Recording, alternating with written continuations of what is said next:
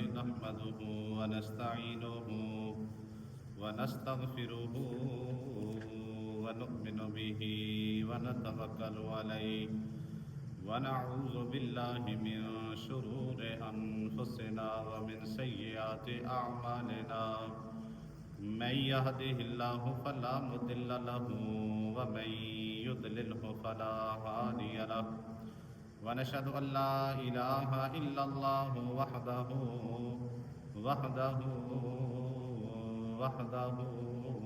لا شريك له ونشهد أن سيدنا وسندنا وحبيبنا وحبيب ربنا وطبيبنا وطبيب قلوبنا محمدا عبده ورسوله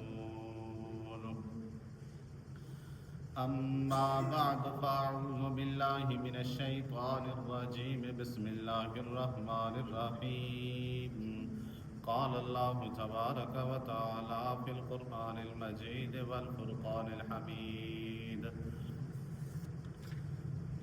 إن الله اشترى من المؤمنين أنفسهم وأموالهم بأن لهم الجنة يقاتلون في سبيل الله فيقتلون ويقتلون وعدا عليه حقا في التوراة والإنجيل والقرآن ومن أوفى بعهده من الله فاستبشروا ببيعكم الذي بايعتم به وذلك هو الفوز العظيم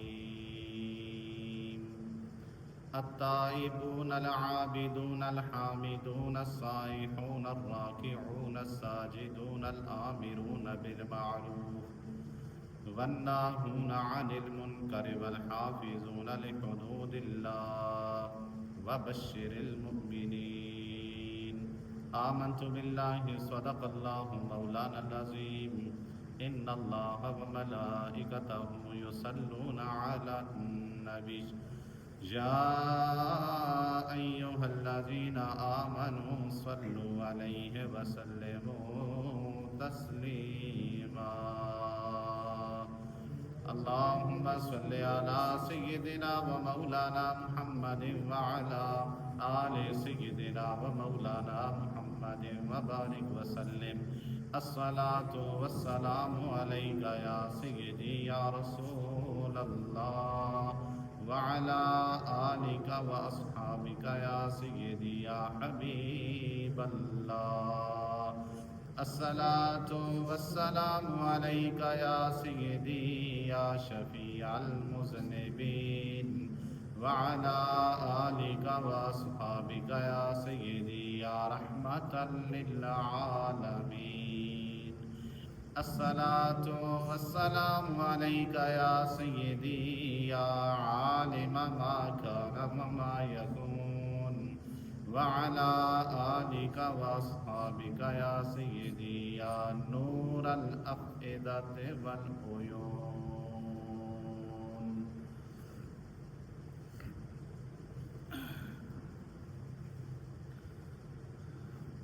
اللہ جل شانہ کی حمد و ثنا درود پاک آقا رحمت شفیع معظم تاجدار انبیاء علیہ تحیت و ثنا کی بارگاہ میں پیش کرنے کے بعد نہایت ہی عزت و احترام کے لائق برادران اسلام، اللہ کریم کا شکر ہے کہ اس نے ہمیں جمعۃ المبارک کی ان بابرکت ساعتوں میں اپنے گھر میں بیٹھ کر اپنا ذکر کرنے کی توفیق بخشی۔ بارگاہ رب العزت میں دعا ہے مالک ہم سب کی حاضری اپنی بارگاہ کے اندر قبول و منظور فرما۔ درس ضیاء القرآن کے حوالے سے آپ پر میں حاضر ہیں، اللہ کریم ہمیں قرآن کا فہم عطا فرمائے، قرآن کے نور سے اللہ کریم ہمارے ظاہر اور باطن کو روشن اور منور فرمائے۔ میں نے قرآن حکیم میں سے سورہ توبہ 11واں پارہ اللہ کریم نے ارشاد فرمایا ان اللہ اشترى من المؤمنین انفسهم واموالهم بان لهم الجنہ۔ یہ دو آیات میں نے تلاوت کرنے کا شرف حاصل کیا ہے۔ اللہ کریم ہمیں قرآن کا فہم عطا فرمائے اور قرآن کی روشنی میں ہمیں اپنی زندگی بسر کرنے کی توفیق عطا فرمائے۔ یہ آیا مقدسہ ہم نے پچھلے جمعے پہ بھی آخر میں پڑھی۔ اللہ کریم نے ارشاد فرمایا بے شک اللہ تعالیٰ نے خرید لی ہے ایمانداروں سے ان کی جانیں، وَأَمْوَالَهُمْ اور ان کے اموال، بِأَنَّ لَهُمُ الْجَنَّةَ اور اس کے عوض اللہ کریم نے انہیں جنت عطا فرمائی ہے۔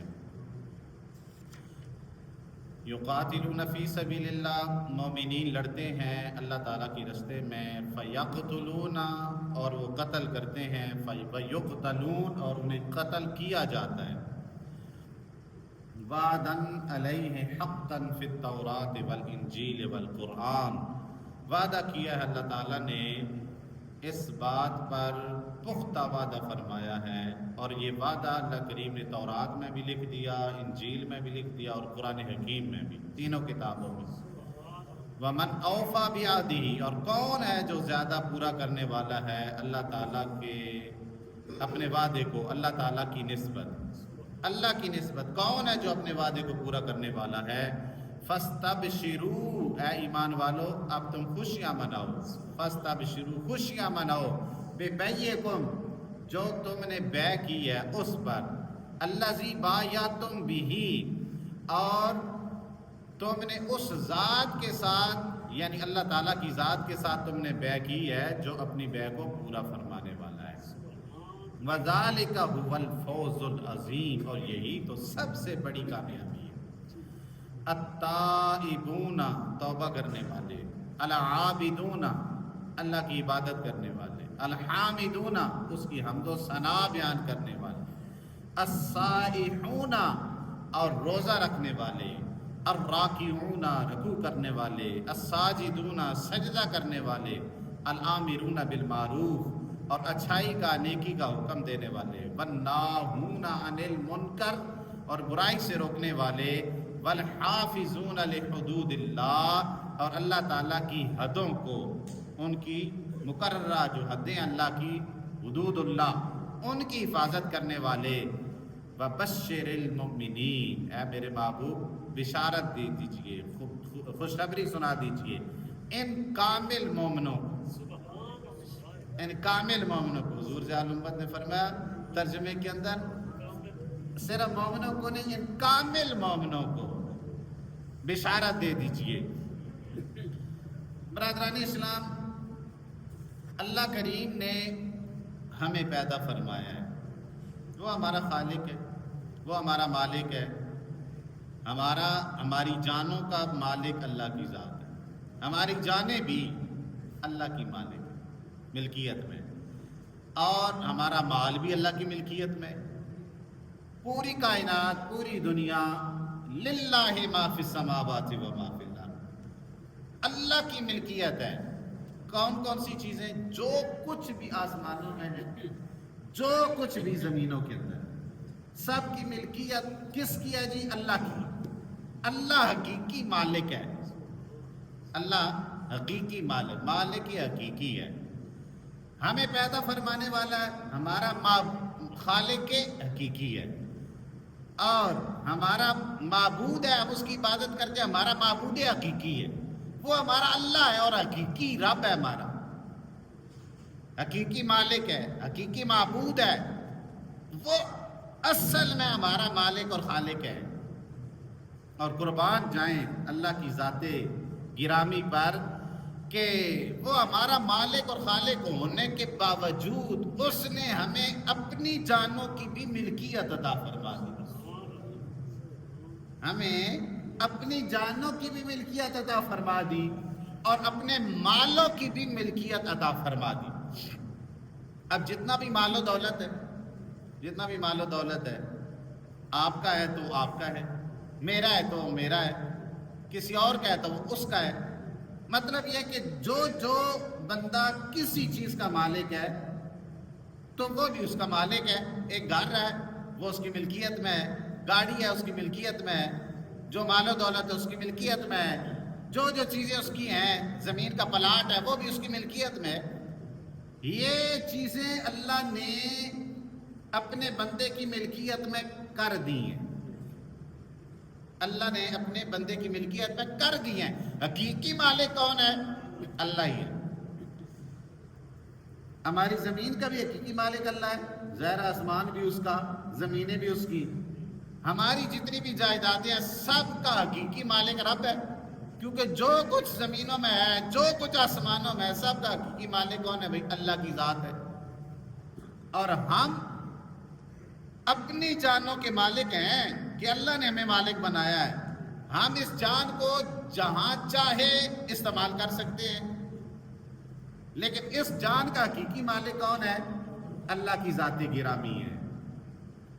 ہم اس جان کو جہاں چاہے استعمال کر لیں، چاہے تو اس کو اللہ اور اس کے رسول کی نافرمانی میں استعمال کر لیں، یہی ہے نا، چاہے تو ہم اسی جان کو اللہ اور اس کے رسول کی فرما برداری میں استعمال کر لیں، یہ جان ہے ہماری اور ہم اس کے مالک ہیں، ہم اسے جیسے چاہے استعمال کر سکتے ہیں، لیکن اللہ نے فرمایا کہ میں نے جنوں کو، میں نے انسانوں کو وَمَا خَلَقْتُ الْجِنَّ وَالْإِنسَ إِلَّا لِيَعْبُدُونَ، میں نے تخلیق کرنے کا ایک ہی مقصد رکھا ہے، وہ کیا ہے کہ یہ جنوں انس یہ میری عبادت کریں۔ اللہ فرماتا ہے، اللہ کیا فرماتا ہے؟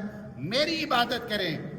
اب دیکھیں، حقیقی مالک رب ہے، رب نے انسانوں کو اپنی جانوں کا مالک بنایا، جنوں کو ان کی جانوں کا مالک بنایا، اور فرمایا کہ میں نے تمہیں پیدا کیا ہے اپنی عبادت کے لیے، لیکن تمہیں ملکیت ہے۔ ہم کیا کرتے ہیں؟ رب نے تو ہمیں اپنی عبادت کے لیے پیدا کیا، ہم اس جان کو عبادت کے لیے نہیں استعمال کرتے، کسی اور مقصد کے لیے بھی استعمال کرنے لگ پڑتے ہیں۔ لیکن برادران اسلام، اللہ کریم نے اپنے ان نیک بندوں کے ساتھ ایک وعدہ فرمایا ہے، جانوں کا حقیقی مالک میں ہوں، مالوں کا حقیقی مالک میں ہوں، میں چاہتا ہوں کہ تم میری عبادت کرو، لیکن تم چاہتے ہو کہ تم کوئی اور کرو۔ حقیقت میں ہوگا وہی جو رب چاہتا ہے، لیکن یہ کہ تمہیں میں نے پیدا کیا اس وجہ سے کہ تم میری عبادت کرو۔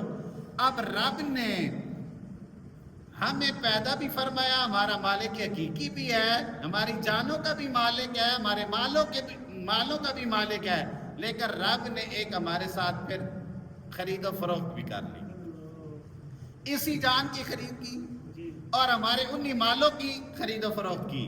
رب نے فرمایا کہ اے میرے بندو، اے اہل ایمان، من المومنین، ایمان والوں سے اللہ کریم یہ بے کر رہا ہے، کیا فرمایا؟ ان اللہ اشترا، اللہ نے یہ ایک فیصلہ فرما دیا ہے خرید و فروخت کا کہ میں تمہاری جانیں لوں گا، میں تمہارے مال لوں گا۔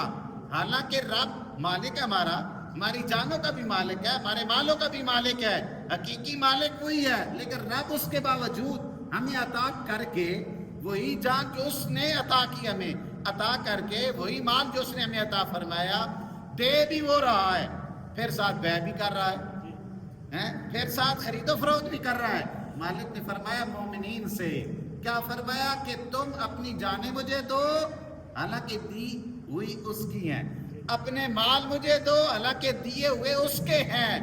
فرمایا کہ میں تم سے جانیں بھی لوں گا، تم سے مال بھی خریدوں گا، اور اس کے بدلے میں تمہیں جنت بھی عطا فرماؤں گا، اس کے بدلے میں تمہیں جنت بھی عطا فرماؤں گا۔ رب نے ہمارے ساتھ جو بے کی ہے، کتنی اچھی بے ہے، کتنی پیاری بے۔ آقا رحمت نور مجسم صلی اللہ علیہ وآلہ وسلم نے جب یہ تصور پیش کیا تو انصار کے 70 آدمی مکے میں آئے اور رات کی تنہائی میں آقا رحمت صلی اللہ علیہ وآلہ وسلم کے دست مبارک پر انہوں نے بیعت کی، جسے بیعت عقبہ ثانیہ کہا جاتا ہے۔ تو اس وقت حضرت عبداللہ بن رواحہ نے عرض کی تھی، جو میں نے پچھلی جمعہ پہ بیان کیا، عرض کیا اللہ کے نبی، جو شرط آپ اپنے رب کے لیے اور اپنی ذات کے لیے ہم سے منوانا چاہتے ہیں منوا لیجئے۔ مطلب جو آپ بیعت ہو رہی ہے نا، یعنی جو آپ رب کے لیے منوانا چاہتے ہیں، اپنے لیے منوانا چاہتے ہیں، منوا لیجئے۔ تو آقا رحمت صلی اللہ علیہ وآلہ وسلم نے ارشاد فرمایا، اللہ کے لیے تو یہ شرط ہے، کیا انتا بدوہ ولا تشرکو بہ شیئا، کہ تم صرف اسی کی عبادت کرو، اس کے ساتھ کسی کو شریک نہ ٹھہراؤ۔ یہ رب کے ساتھ تمہارا ایک عہد و پیمان ہونا چاہیے۔ اور اپنے لیے آقا رحمت صلی اللہ علیہ وآلہ وسلم نے فرمایا کہ تمنعونی مما تمنعون منہ انفسکم و اموالکم، کہ جس چیز سے تم اپنی جان و مال کی حفاظت کرتے ہو اس سے میری بھی حفاظت کرو۔ تو پھر انصاریوں نے جواب دیا اگر یہ شرطیں ہم پوری کر دیں تو ہمیں کیا ملے گا؟ تو پھر فرمایا آقا رحمت صلی اللہ علیہ وآلہ وسلم نے پھر اس کے بدلے میں اللہ تعالیٰ تمہیں جنت عطا فرمائے گا۔ تو اس وقت جو صحابہ تھے جو انصار تھے وہ فرماتے ہیں کہ ہمارے دل خوشی سے باغ باغ ہو گئے، خوشی سے باغ باغ ہو گئے، اور کہنے لگے کہ رب حل بے، کہ یہ بے کتنی ہی اچھی ہے، کتنی نفع بخش بے جو اللہ نے اور اللہ کے رسول نے ہمارے ساتھ کی۔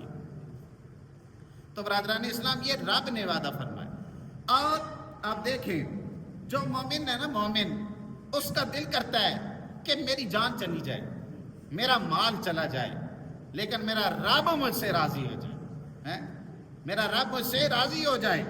آپ نے قرآن پڑھا ہے اور دوسرے بارے میں ہم یہ ساری چیزیں بیان کر چکے ہیں۔ ماہ محرم کے اندر بھی یہ چیزیں اکثر بیان ہوتی رہتی۔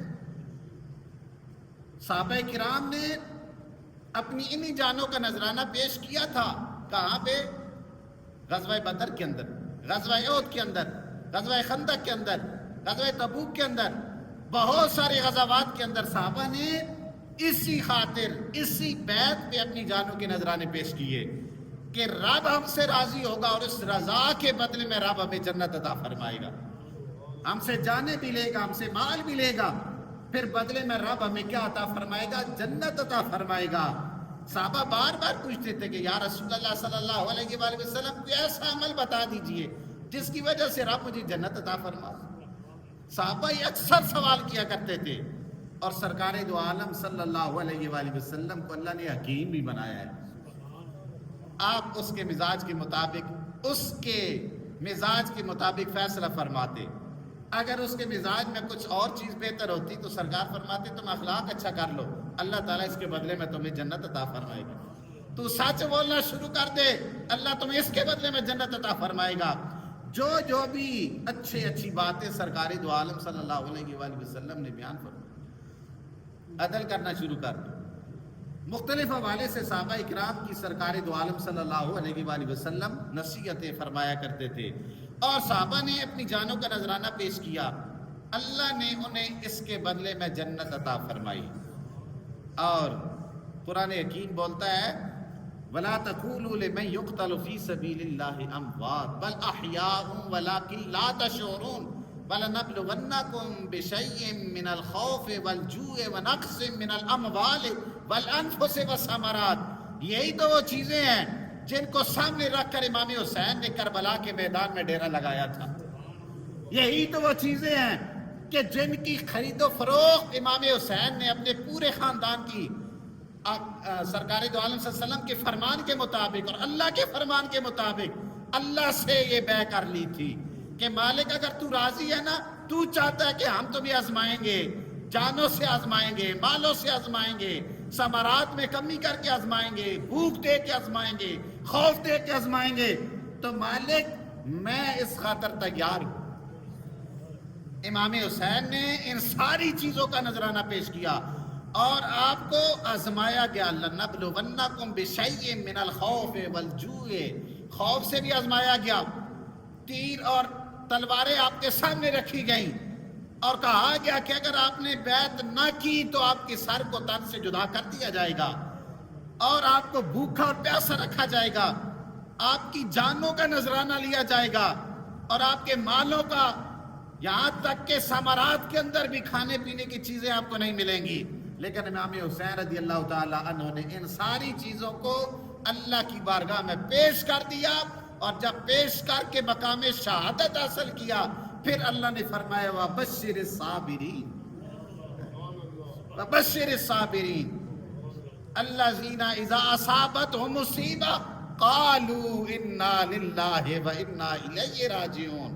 جب ان کے اوپر کوئی مصیبت آتی ہے تو پھر مصیبت میں وہ واویلے نہیں کرتے بلکہ وہ صبر کا دامن پکڑ کر اللہ کی رضا پہ راضی ہو جاتے ہیں، اللہ کی رضا پہ وہ راضی ہوتے ہیں، تو پھر اللہ کریم بدلے میں انہیں کیا عطا فرماتا ہے؟ جنت عطا فرماتا ہے۔ اور ہم نے سنا ہے آقا رحمت صلی اللہ علیہ وآلہ وسلم نے ارشاد فرمایا کہ الجنت تحت ظلال السیوف ہے. سرکار نے ارشاد فرمایا جنت جو ہے نا، جنت یہ تلواروں کے سایوں کے نیچے بھی، تلواروں کے سایوں کے نیچے جنت ہے. کیسی جنت ہے وہ؟ پھر سرکار نے ارشاد فرمایا جب شہید کو شہید کیا جاتا ہے نا، بندہ مومن کو شہید کیا جاتا ہے، اس کا خون کا پہلا قطرہ جب زمین پہ گرتا ہے، سرکار ارشاد فرماتے ہیں اسے رحمان کی زیارت نصیب، اسے رحمان کی زیارت نصیب ہوتی ہے. پھر قربان جائیں اس عظیم ہستی پر جنہوں نے شہادت کو گلے لگایا اور پھر اللہ رب العزت کی زیارت سے مشرف ہوئے. اور پھر وہ ایک لمحہ تھا کہ جس لمحے انہوں نے موت کا ذائقہ چکھا، اور پھر وہ ایسی زندگی ان کو اللہ نے نصیب فرمائی کہ جو ہمیشہ کی زندگی ہے، جو ابدی بہاروں کی زندگی ہے، جو نعمتوں کی زندگی ہے. رب نے انہیں ایسی جنت عطا فرما دی، ایسی زندگی عطا فرما دی، اور فرمایا کہ انہیں ایسی حیات عطا فرماؤں گا کہ تم نے اس کے بارے میں کبھی گمان بھی نہیں کیا ہوگا کہ وہ کیسی حیات ہے. پھر رب نے فرمایا جو میری رضا کے لیے لڑتے ہوئے شہید ہو جائے پھر انہیں مردہ بھی نہیں کہنا، انہیں مردہ بھی نہیں کہنا، کیونکہ بے رب نے کی ہے. واہ، بے رب نے کی ہے، خریدا رب نے ان جانوں کو جو شہادت کے مقام پہ فائز ہوتے ہیں. مال بھی خرید لیے، جانیں بھی خرید لی. تو اللہ کریم نے فرمایا محبوب ان کو بشارت دے دیجیے کہ یہ خوش ہو جائیں کہ انہوں نے جو بے کی ہے وہ گھاٹے والی بے نہیں ہے، انہوں نے جو سودا کیا وہ نقصان والا سودا نہیں ہے، بلکہ دنیا میں بھی انہیں وہ کیا ملے گا؟ پرافٹ ملے گا، منافع ملے گا، آخرت میں بھی انہیں منافع ملے گا. وَذَلِكَ هُوَ الْفَوْزُ الْعَظِيمُ، اور یہ بہت بڑی کامیابی، فوز کامیابی، بہت بڑی کامیابی. التائبون، توبہ کرنے والے، التائبون توبہ کرنے والے، بہت زیادہ توبہ کرنے والے. العابدون، بہت زیادہ عبادت کرنے والے. اس آیا مقدسہ کی تفسیر کے اندر مفسرین نے لکھا ہے کہ کن چیزوں سے توبہ کرنے والے ہیں. ایک تو توبہ ہے کہ انہوں نے شرک سے توبہ کر لی کہ مالک ہم تیرے ساتھ کسی کو شریک نہیں ٹھہرائیں گے، شرک سے توبہ ہو گئی.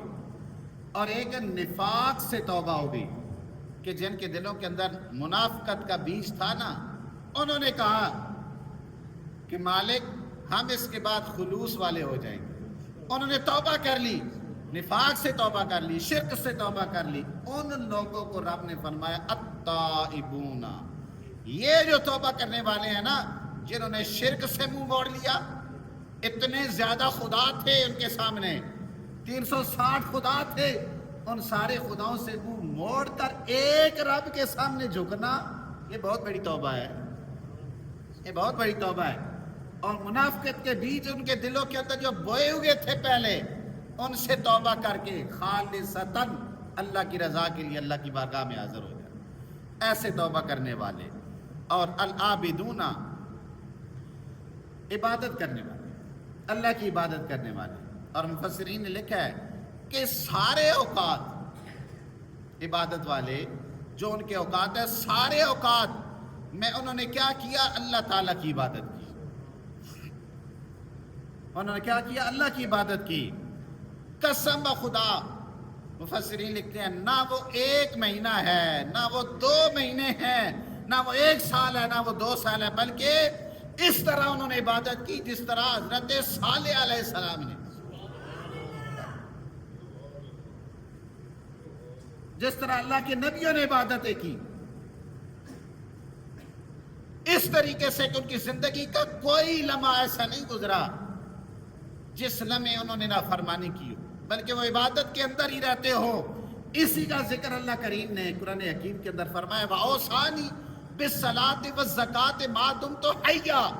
حضرت یحییٰ، حضرت عیسیٰ علیہ السلام کو اللہ کریم نے یہ حکم ارشاد فرمایا، وصیت فرمائی کہ تم نماز پڑھو اور تم زکوٰۃ ادا کرو ما دمت حیا. اللہ نے فرمایا کہ میری طرف سے تمہیں نماز کا حکم ہے، میری طرف سے تمہیں زکوٰۃ کا حکم ہے، جب تک کہ حضرت یحییٰ علیہ السلام فرماتے ہیں، حضرت عیسیٰ علیہ السلام فرماتے ہیں کہ جب تک میں زندہ ہوں تب تک میں نماز پڑھتا رہوں گا، جب تک میں زندہ ہوں تب تک میں زکاتیں دیتا رہوں گا، جب تک میں زندہ ہوں رب کی عبادت کرتا رہوں گا۔ تو مطلب ایسی عبادت کرنے والے، العابدون عبادت کرنے والے، الحامدون اللہ کی حمد بیان کرنے والے، ہر حال میں اللہ کی حمد بیان کرنے والے۔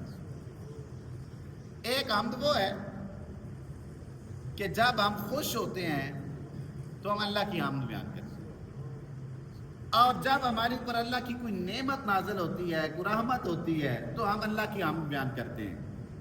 لیکن جب کوئی تنگی اور پریشانی آتی ہے تو پھر ہم حمد نہیں بیان کرتے، پھر ہم واہ ویلا بیان کرنا شروع کر دیتے ہیں، ہم شکایتیں لگانا شروع کر دیتے ہیں، اور اس قسم کے الفاظ کہنا شروع کر دیتے ہیں، نعوذ باللہ من ذالک، کہ جن سے منع کیے۔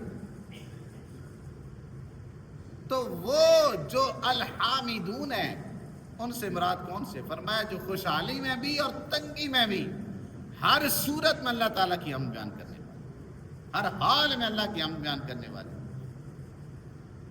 جب کسی نبی پر، جب کسی رسول پر کوئی مصیبت آتی تو وہ واویلا نہیں کرتے تھے، وہ کہتے تھے الحمدللہ، اس حال میں بھی اللہ کی حمد۔ اور ہمیں یہی حکم دیا گیا ہے کہ جب کوئی مصیبت آئے، جب کوئی پریشانی آئے، حالانکہ جب کوئی بندہ مر بھی جائے تو ہم نے کیا کہنا؟ اعلان جب ہوتا ہے مسجد سے تو کیسے ہوتا ہے کہ آج اس محلے میں فلانا آدمی فوت ہو گیا ہے قضائے الہی سے، تو پھر آگے سے اعلان کرنے والا یہ کہتا ہے انا للہ و انا الیہ راجعون۔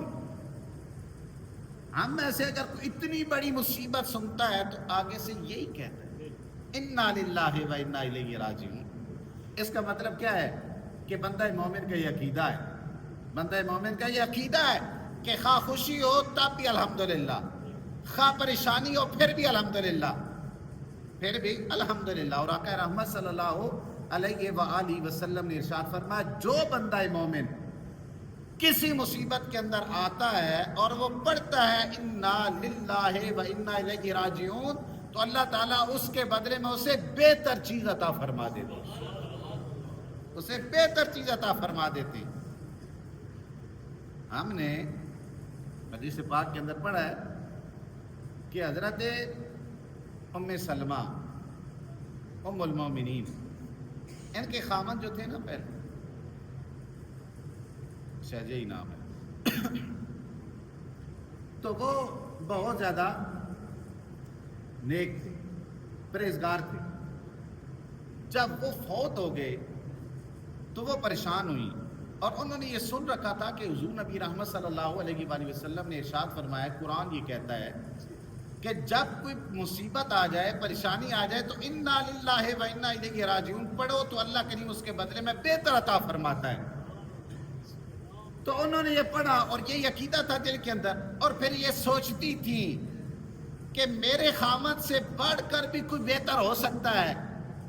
لیکن ایک وقت وہ بھی آیا جب ان کا نکاح آقا رحمت صلی اللہ علیہ وسلم کی ذات پاک سے ہو گیا، تو پھر انہوں نے کہا کہ واقعی قرآن نے سچ فرمایا ہے کہ میرا جو خامد تھا بہت ہی اچھا تھا، لیکن سرکار جیسا خامد، سبحان اللہ، سرکار کی زوجہ بننا یہ کتنی عظیم ہمارے لیے سعادت کی بات ہے۔ تو اللہ کریم اس کے بدلے میں بہتر عطا فرماتا ہے۔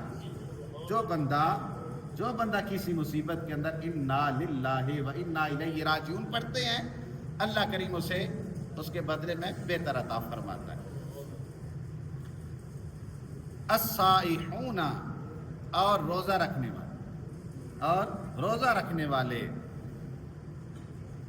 الراکعون، اور رکوع کرنے والے، الساجدون، اور سجدہ کرنے والے، الآمرون بالمعروف، نیکی کا، اچھائی کا حکم دینے والے، نیکی کا حکم خود بھی دینے والے ہوں اور خود نیکی کرنے والے بھی ہوں، نیکی کے خود بھی پابند ہوں کہ وہ لوگوں کو اچھائی کا حکم دیتے ہیں، خود اچھائی کرتے ہیں، وَالنَّاهُونَ عَنِ الْمُنْكَرِ، اور خود برائی سے رکتے ہیں اور لوگوں کو رکنے کا حکم دیتے ہیں۔ اور آگے فرمایا وَالْحَافِظُونَ لِحُدُودِ اللَّهِ، اور جو اللہ کی حدود ہیں ان کی حفاظت کرنے سے۔ کچھ حدود اللہ ہے، اللہ کی حدود ہیں، ان کی حفاظت کرنا اہل ایمان کی ذمہ داری ہے، اہل ایمان کی ذمہ داری ہے۔ وَبَشِّرِ الْمُؤْمِنِينَ، ان ساری خصلتوں کا جو بندہ مومن عادی ہوگا، یا یہ سارے فضائل اور کمالات جس بندے کے اندر پائے جائیں گے، اللہ نے فرمایا محبوب اس کو بشارت دے، اسے بشارت دے کہ جو ان ساری صفات کا مالک ہوگا، میں رب اسے جنت عطا فرماؤں گا۔ اللہ کریم نے اپنے پیارے محبوب صلی اللہ علیہ وآلہ وسلم کی وساطت سے اس بندے کے ساتھ جنت کا وعدہ فرمایا۔ حضرت ربی رحمۃ اللہ تعالیٰ علیہ نے اس آیت کے بارے میں فرمایا کہ حضور نبی رحمت صلی اللہ علیہ وآلہ وسلم کے صحابہ نے فرمایا، بلا شبہ اللہ تعالیٰ نے بذات خود تورات، انجیل اور قرآن حکیم کے اندر ان تمام میں سے سرکار ان تمام امتوں کی، یہ جو قرآن ہے، یہ جو تورات ہے، جو انجیل ہے، جس نبی پہ نازل ہوئی، ان کی امتوں کے ساتھ اللہ کریم نے ایک وعدہ فرمایا ہے۔ وہ یہ وعدہ ہے کہ جو وہ اللہ کی رضا میں قتال کریں گے، اگر وہ بچ گئے تو انہیں غازی شمار کیا جائے گا، اگر وہ قتل کر دیے جائیں تو انہیں شہید شمار کیا جائے گا، اور اس کے بدلے میں اللہ کریم نے ان کے ساتھ جنت کا وعدہ فرمایا ہے، اور فرمایا کہ وہ اللہ تعالیٰ کے نزدیک کیا ہوں گے؟ شہید ہوں گے، اور انہی اعمال پر اگر انہیں موت آتی ہے تو پھر ان کو جنت عطا فرمانا رب نے اپنے ذمہ کرم پہ لیا، رب نے اپنے ذمہ کرم پہ لیا ہوا ہے۔ اور پھر حضرت ابو ہریرہ رضی اللہ تعالیٰ عنہ نے فرمایا کہ شہید وہ ہے کہ اگر وہ اپنے بستر پر بھی مرے تو جنت میں داخل ہو جائے۔ شہید وہ ہے اگر بستر پر بھی مرے تو جنت میں داخل ہو جائے۔ راوی نے کہا کہ حضرت ابن عباس نے فرمایا کہ جو آدمی فوت ہوا اس حال میں کہ یہ جو 9 صفات ابھی گنائی گئی ہیں نا یہاں پہ، کون سی؟ التائبون العابدون الحامدون السائحون الراکعون الساجدون الامرون بالمعروف والناہون عن المنکر والحافظون لحدود اللہ، یہ 9 صفات اس بندے کے اندر پائی جاتی ہوں، فرمایا وہ شہید ہے۔ اگر وہ بستر پر بھی مرے گا تو اسے شہادت کا رتبہ عطا کیا جائے گا، اسے شہادت کا رتبہ عطا کیا جائے گا۔ ما کان للنبی والذین آمنوا، اور مناسب نہیں نبی کے لیے اور اہل ایمان کے لیے کیا؟ ان یستغفروا للمشرکین، کہ وہ مشرکین کے لیے کیا کریں؟ دعائے بخشش و مغفرت کریں۔ ولو کانوا اولی قربا، اگرچہ وہ اس کا قریبی رشتہ دار ہی کیوں نہ ہو۔ من بعد ما تبین لہم، اس بات کے بعد کہ یہ بات ان کے لیے واضح ہو گئی، انہم اصحاب الجحیم، کہ یہ تو پکے دوزخ ہی ہیں۔ وما کان استغفار ابراہیم لابیہ، اور حضرت ابراہیم علیہ السلام نے جو اپنے ابی کے لیے، اپنے اب کے لیے استغفار کی تھی، وہ کتنی تھی؟ فرمایا الا ام موعدۃ وعدھا ایاہ، وہ ایک خاص مدت تھی، اس مدت تک کے لیے اللہ کے ساتھ ان کا وعدہ تھا۔ جب وہ مدت پوری ہو گئی، فلما تبین لہ، جب ان کے لیے یہ واضح ہو گیا کہ میرا چچا آزر انہ عدو للہ، کہ یہ اللہ تعالیٰ کا دشمن ہے، تبرأ منہ، پھر حضرت ابراہیم علیہ السلام اس سے بری ذمہ ہو گئے۔ ان ابراہیم لأواہ حلیم، بے شک حضرت ابراہیم علیہ السلام بڑے ہی نرم دل تھے اور بڑے ہی بردبار تھے۔ ایک فیصلہ رب نے قرآن کے اندر بیان فرما دیا، ان آگے بھی 1-2 آیتیں اسی حوالے سے ہیں کہ کسی مشرک کے لیے، کسی کافر کے لیے بخشش کی دعا نہیں ہو سکتی۔ سمجھ آ گئی بات؟ کسی مشرک کے لیے، کسی کافر کے لیے بخشش کی دعا نہیں کی جاتی، نہ تو کوئی نبی کر سکتا ہے اور نہ ہی کسی نبی کا کوئی امتی کر سکتا ہے۔ سمجھ آ گئی بات؟ یہاں پہ جو بات لکھی ہوئی ہے وہ ہے کہ حضرت ابراہیم علیہ السلام اپنے چچا، ادھر لفظ ابھی ہے، اب کا لفظ دونوں کے لیے استعمال ہوتا ہے، چچا کے لیے بھی اور باپ کے لیے بھی۔ سمجھ آ گئی ہے؟ میں اتنی لمبی چوڑی تفسیر میں نہیں جانا چاہتا، ایک سیدھی سی بات بتا دیتا ہوں۔ جو قرآن میں لکھا ہوا ہے وہ اب کا لفظ استعمال ہوا ہے، اب کا مطلب وہاں پہ چچا ہے، وہاں پہ کیا مراد ہے؟ چچا مراد ہے۔ ان کا جو چچا تھا وہ مشرک تھا، حضرت ابراہیم علیہ السلام کے ساتھ اللہ نے ایک آپس میں ان کا معاہدہ ہوا رب کے ساتھ، حضرت ابراہیم علیہ السلام کے ساتھ، کہ اس کی زندگی میں ان کے لیے مجھے استغفار کرنے کی اجازت دی جائے۔ حضرت ابراہیم علیہ السلام، اللہ کریم نے انہیں اجازت دے دی۔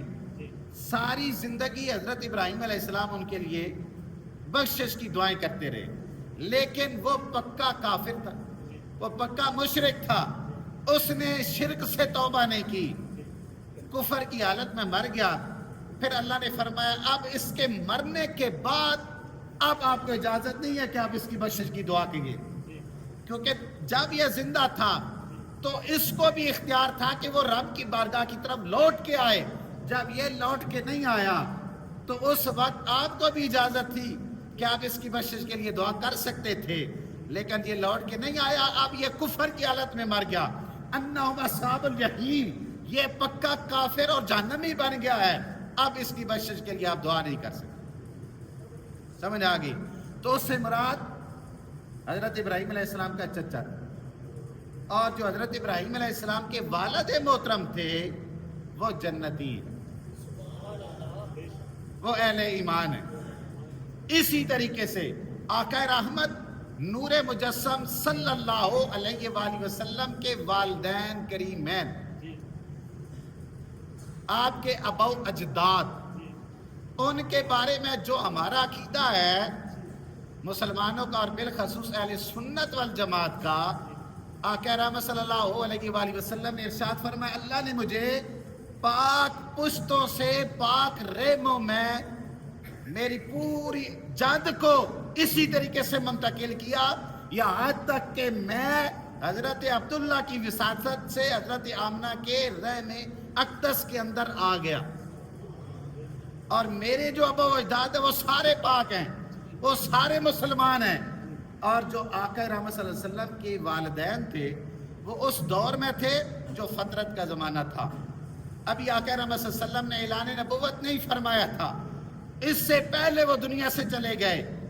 اور جو اس سے پہلے جنت میں دنیا سے جاتا ہے، اگر وہ کسی بت کے آگے سجدہ نہیں کرتا، وہ ملت ابراہیمی پہ رہتا ہے، ملت ابراہیمی پہ رہتا ہے۔ حضرت آقا رحمت صلی اللہ علیہ وسلم کے والد گرامی کا نام ہے عبداللہ، سبحان اللہ، سارے بولے کیا نام ہے؟ عبداللہ۔ اور جس کا نام ہی عبداللہ ہو اس کا مطلب ہے کہ وہ اللہ کا بندہ ہے، وہ اللہ کا بندہ۔ انہوں نے ساری زندگی کسی بت کے سامنے سر نہیں جھکایا۔ اور آپ کی والدہ ماجدہ کا نام ہے حضرت آمنہ، امن والی، ایمان والی۔ آپ نے بھی ساری زندگی کسی بت کے سامنے سجدہ نہیں کیا، تو پتہ یہ چلا کہ وہ ملت ابراہیمی پہ تھے، ملت ابراہیمی پہ تھے، اور زمانہ فطرت کا تھا۔ پھر کیا ہوا؟ انہی کے بطن سے پیدا ہونے والا بچہ، وہ بچہ نہیں، وہ ہے، ہستی ہے، عظیم ہستی ہے کہ جنہوں نے ساری دنیا کو کلمہ پڑھایا، ساری دنیا کو کلمہ پڑھایا، اور اللہ نے اپنے محبوب، اپنا محبوب بنا کے دنیا کے اندر مبعوث فرمایا۔ کیا ایسے ہو سکتا ہے؟ نعوذ باللہ من ذالک، ہم تو کہہ بھی نہیں سکتے کہ آقا رحمت صلی اللہ علیہ وسلم کے والدین نعوذ باللہ فی النار ہے۔ ہمارا یہ عقیدہ نہیں ہے، ہمارا یہ عقیدہ ہے کہ آقا رحمت صلی اللہ علیہ وسلم کے والدین بھی جنتی ہیں، آپ کے والدین بھی کیا ہیں؟ جنتی ہیں۔ لیکن کسی نبی کو اختیار ہوتا ہے کہ وہ اپنے کسی قریبی رشتہ دار کے لیے جب تک وہ زندہ ہے اس کی زندگی میں اس کے لیے بخشش کی دعا کر سکتا ہے، لیکن جب وہ مر جائے اور اسی حالت پہ مرے کہ وہ مشرک ہو، تو پھر رب نے فرمایا کہ اے پیارے محبوب آپ ہوں یا کوئی اور نبی ہو، اب اس کے لیے اجازت نہیں ہے کہ مرنے کے بعد اس کی بخشش کے لیے دعا کی جائے۔ سمجھ آ گئی ہے؟ اور مومنین کے لیے والذین آمنوا کا بھی حکم ہے، ہمارے لیے بھی یہ حکم ہے کہ جو مشرک ہے، جو کافر ہے، وہ بے شک جتنا اچھا ہو، جتنا بے شک اچھا ہو، ہم اس کی بخشش کے لیے دعا نہیں کر سکتے۔ اللہ کریم ہمیں سمجھنے کی توفیق عطا فرمائے۔ ہم مومن ہیں نا، ایمان والے ہیں، اور ہمارا رشتہ آقا رحمت صلی اللہ علیہ وسلم کی ذات پاک کے ساتھ ہے، ہم ان کی وجہ سے مسلمان ہیں، ہمیں ان کی وجہ سے جنتی کہا جا سکتا ہے کہ ہماری نسبت سرکار دو عالم صلی اللہ علیہ وسلم کے ساتھ ہے۔ اور جن دو ہستیوں کی وساطت سے آقا رحمت صلی اللہ علیہ وسلم دنیا میں تشریف لائے، ان کے بارے میں اپنا عقیدہ ٹھیک رکھنا چاہیے۔ آج کل ہیں ایسے عقیدے رکھنے والے لوگ، نعوذ باللہ من ذالک، جو ایسے کہتے ہیں کہ حضور نبی رحمت صلی اللہ علیہ وسلم کے والدین ایمان کی حالت میں نہیں تھے، اس طرح کے بھی عقیدے ہیں، لیکن وہ ان کے عقیدے مبارک ہو۔ ہمارا عقیدہ یہ ہے کہ آقا رحمت صلی اللہ علیہ وسلم کے والدین اہل ایمان سے تھے اور اللہ نے انہیں جنت عطا فرما دی۔ اللہ کریم ہمیں عمل کی توفیق عطا فرمائے۔ وآخر دعوانا ان الحمد للہ رب العالمین۔